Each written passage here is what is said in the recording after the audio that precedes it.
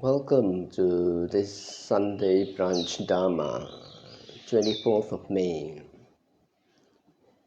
This morning we are going to continue with the talk on the fourth khandha, Sangkara. I've previously defined Sangkara as mental formation, which is thinking, and mental formations, which is thought, which is conditioning. Now, these are all the conditionings that we have gathered. So this part of Sangkara belongs to the second link of dependent origination, which says Avijja Paccaya Sankhara. That Sankhara is karmic formations, and I like to define it as tendencies, all the tendencies that we have accumulated, all the good tendencies as well as all the bad tendencies. But we're only going to talk about the bad tendencies. No matter how much or how many good tendencies that you have accumulated, you get the merit, you get the results from it, but it can't take you out of samsara. You cannot get release. You can only get release by taking out all the bad tendencies, to purify it. That means you take out everything that is not useful, everything that's unskillful, everything that ties you down to this round of rebirth. And that's simply the roots, things that come from the roots of greed, hate, and delusion. Now we are going to talk about it in the practical aspect, how we can use it, how I can reduce the Sangkara, how we can reduce all this stuff that's tying us down. Now, first of all, to understand this, how mental formation become tendencies, or how mental formation becomes this fixed view, how this formation becomes these stored karmic formations.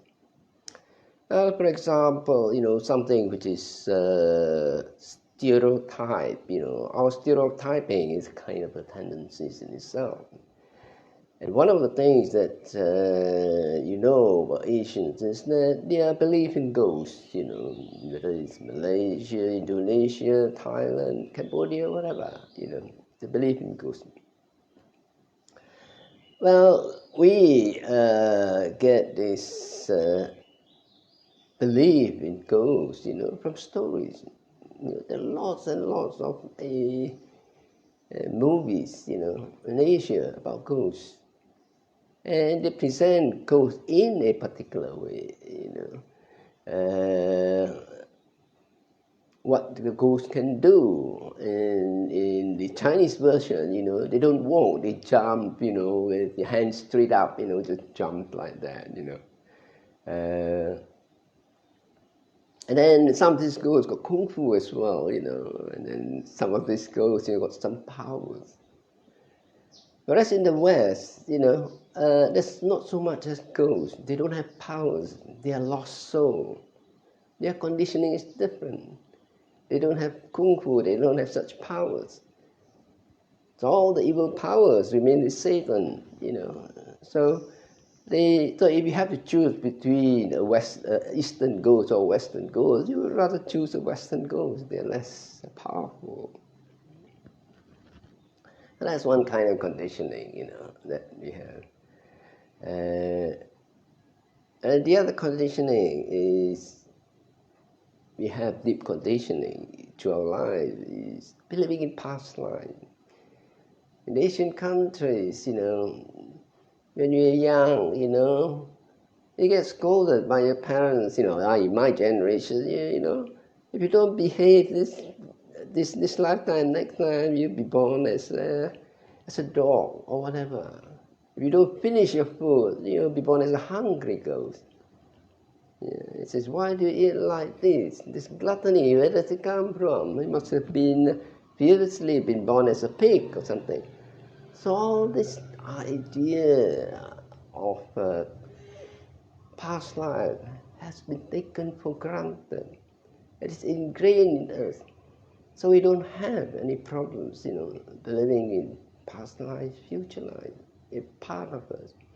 Whereas in the West, from the very beginning through the culture, the religion, there's only one way to go. There's only one line. That is this line. And after that, you either go to purgatory, hell, or heaven. And that's it. Full stop. Finished. This one chance.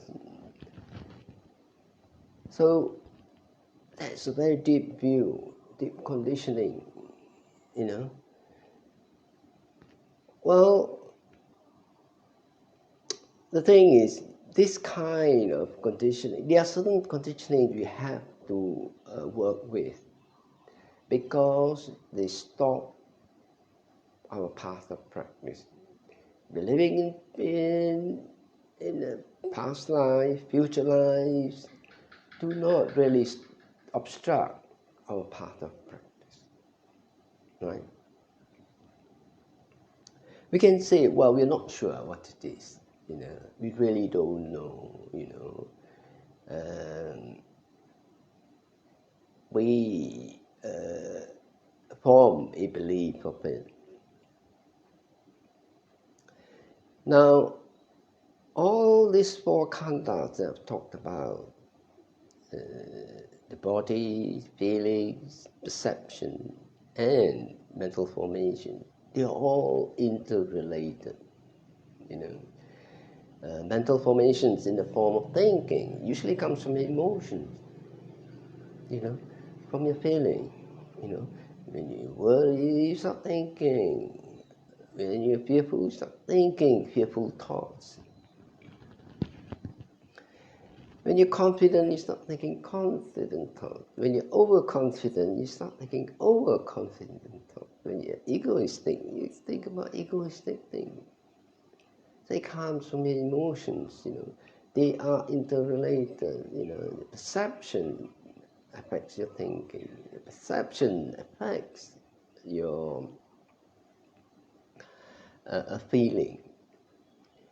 Now, it is because we can't see each khandha separately. That's why we are in such a mess. It's just like a car, we see a car, we say, wow, that's a car, that's a beautiful car, expensive car, whatever it is, BMW, Porsche, Mercedes-Benz, You see it, and then you start thinking about, wow, how nice it would be, to possess this car, have this car, and all that. But when we start seeing the car for all the parts it is made up, wing mirrors, steering wheel,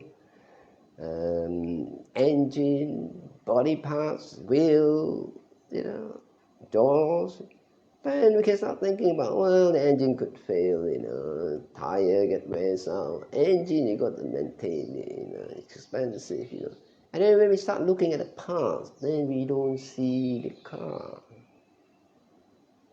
Then we see the impermanence of all these parts. We don't have a delusion of what the car is like. We know any of these things could fail, could go rusty, could decay, need changing, need maintaining. See?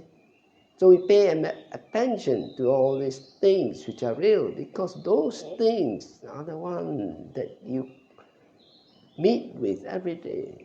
The car won't start, your battery has gone flat, right?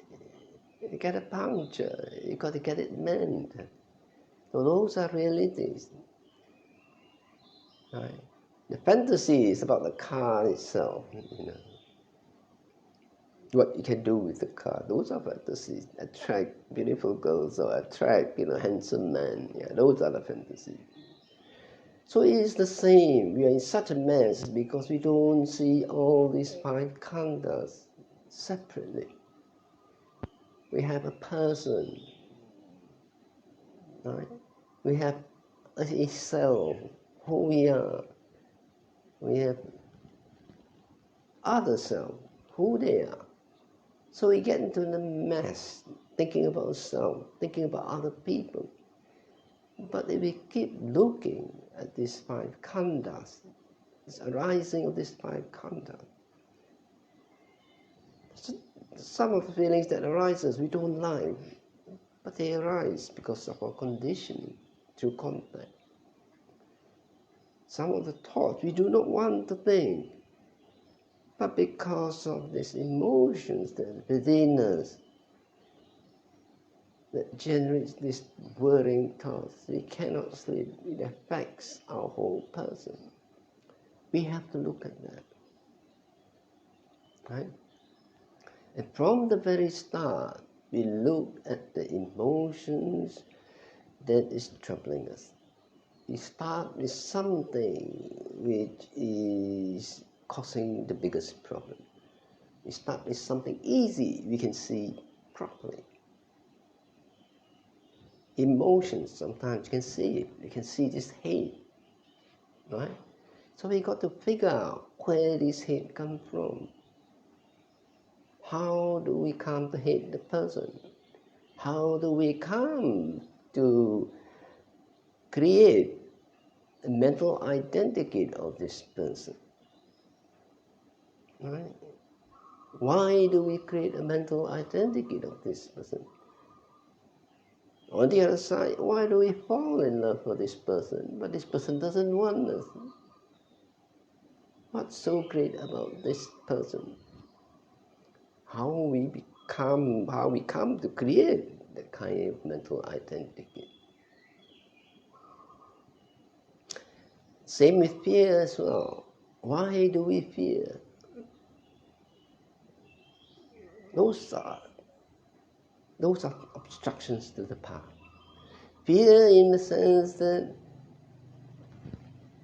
in many ways, I'll come to that later. But that's one thing which I find with a lot of people. When they come to a particular stage in their training, their departments tell them, start picking fault with the path they're doing. It is not right. It's not right for me. This is the way I want to practice.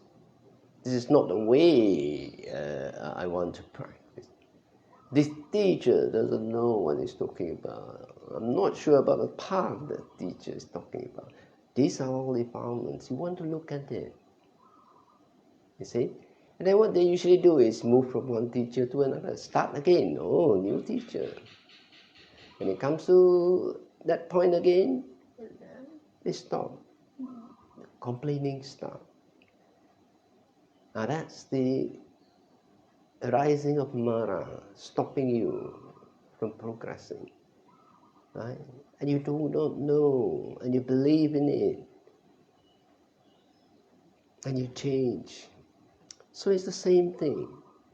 Mara can create fear in you. That's what it does. Well, if I continue this path, what will happen to me? Right? What will I lose? Right? Mara will tell you all the things you lose. You lose your friends, you lose your family, you may lose your sanity, So you want to investigate. You want to really know what it is that creates all this thought. Like I said before, whatever that comes up strongly in you, you have to look at it. Usually they are very strong emotions. But when you have successfully broken down, come to an insight, the cause of those things, and keeping reminding yourself, every time that it arises, the cause is due to the wrong perception, the creation of a mental identity. That's why you are conditioned this way. So when you come to that point,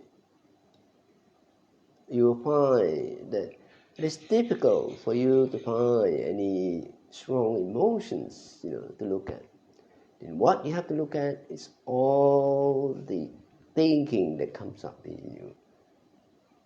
And find out what emotions are causing that thinking.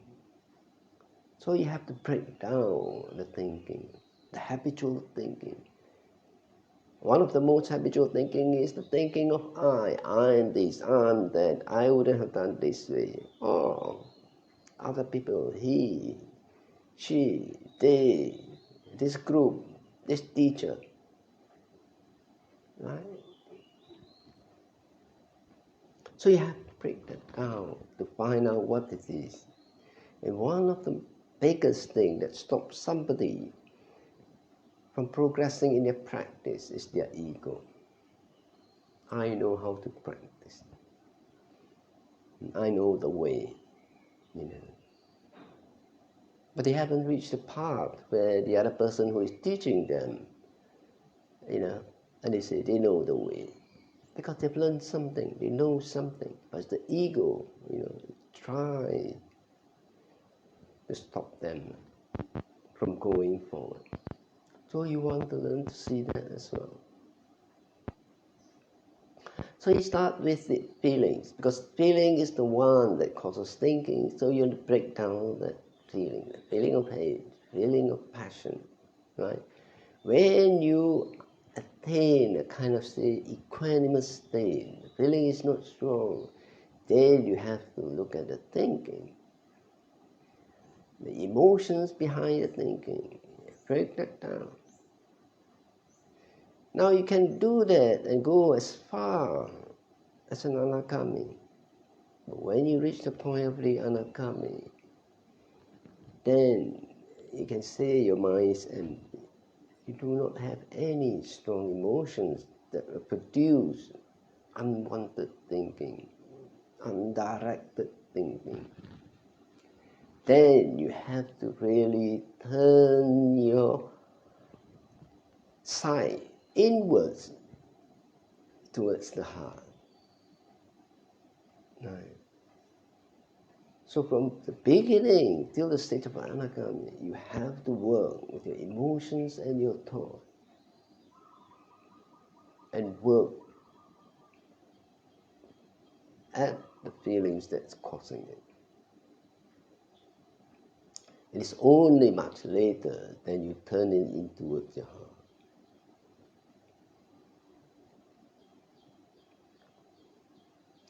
So all you have to do is to see, not understand, to see the body as it is, made up of 32 parts. You have to see the part. You cannot see the body. You have to see the part. Every time you see a body, you want to see a part. Because the body is not real. It is the sum of all the parts. Right? It is not real. Right? The parts in themselves, the I, is real to an extent. Right? That means the I you can't see. So you want to see the 32 parts of the body: the skin, the bones, the hair, right? And then feelings. You want to know what is pleasant feeling, what is unpleasant feeling. Whether the feeling is just the body feeling that relates to the body, or whether the feeling is in the mind, which is happiness, suffering, equanimity, neutrality. And perception, you want to deal with your memories and see them as just stored perception, stored images, just with emotions in it, with views in it, with stories in it, as perception. And when it comes to Sangkara, it is everything. Your view of self, your belief in self. Right? You want to break that down. That's something I'll talk much later. in a different talk. So all the views that you hold on to, which causes you problems, you want to bring that out. When you think that teacher is no good, you want to bring it out. Examine yourself. Why? And you want to come to a conclusion that, well, it's not sure. Right? That's the magic pill. Right? That's the one that makes everything falls into nothingness. Right? So remember to look at the past. The world is made up of the 5 khandhas. We have understood these 4 khandhas. We can only work with these 4 khandhas until you reach the state of the anagami. Then you can work with the 5th khandha. You can get a feel of what the consciousness is. Right? But it's no use working with the consciousness until you reach that state.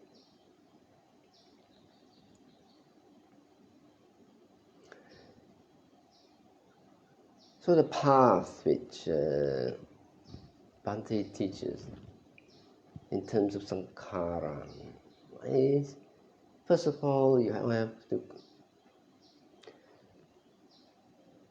break down the view of self. After you've broken down the view of self, then you become a Sotapanna. Then you have to work with the perception of self, sanya. You have to work with that. When you have broken that down, then you can work with the consciousness of self. I don't want to talk about that, When you still have the view of self and the perception of self, you can never get to this fine consciousness of self.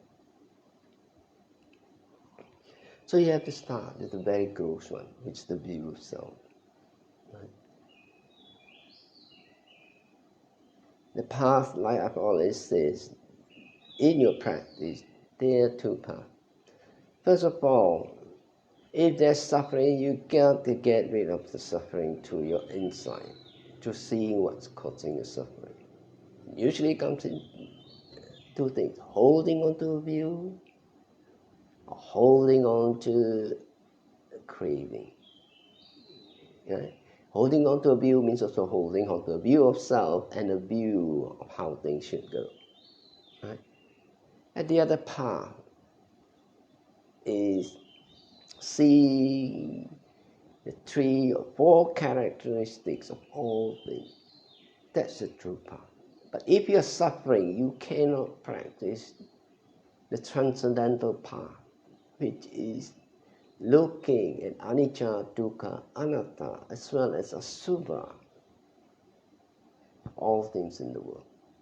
Especially with the body, you have to look the asubha. The reason we have to do that, because we have been conditioned to see the beauty in bodies. So we have to apply the opposite. We have to recondition ourselves, bring us to the middle path. That is, the body is made of a part. It is neither beautiful nor is it disgusting. But first of all, we have to see as disgusting first, to pull us away until we get to the middle path. If you go past the middle path and go towards the disgustingness of the body, that creates aversion, and that is not right as well. So you practice, right, investigating the body until you reach a point where you can bring up the beauty as well as the disgustingness of the body.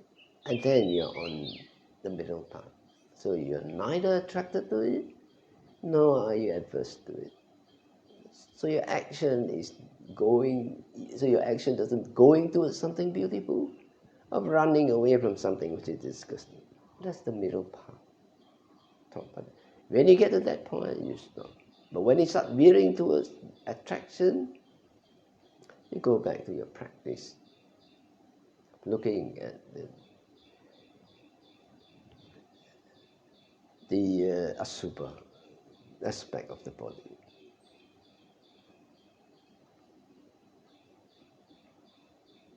Sangkara contains all our previous tendencies. Those tendencies which are strong will come out in your emotion, come out in your thinking, and therefore affect your way of talking and your way of acting and your livelihood. These are what we want to work with. So we want to work with the gross Sangkara first, and later on work with the subtle Sangkaras that's within us. So listen to this Dharma talk, you got your merit, now you retain in your heart and start straightening your views. Get more merit. And you carry on with the practice, you get more merit with that. And this merit will support you in your future practice. Now with this merit that you've gained this morning, you want to transfer it to your departed relatives so their life is much easier. And you get bonus merit. So while I'm chanting the transference of merit, it's time for you to think about that. Yatha varivaha pura paripurenti sakaram evam evaito dinam petanam upakapati ichitam patitam tumham kipam iva samijatu sape purentu sangapa chando panaraso yatha Manijoti raso yatha sapitiyo vivajantu saparogo vinasatu mate pavanvantarayo sukhi diga yuko bhava apivatana sili sanijam buddha pachayino chatharo dhamma vatanti Ayuvano sukhang palang bhavatu sabba mangalang rakhantu sabba devata sabba bhutanupavena satha soti bhavantu te bhavatu sabba mangalang rakhantu sabba devata sabba dhammanupavena satha soti bhavantu te Bhavatu sabba mangalang rakhantu sabba devata sabba sanghanu bhavena satha soti bhavantu te.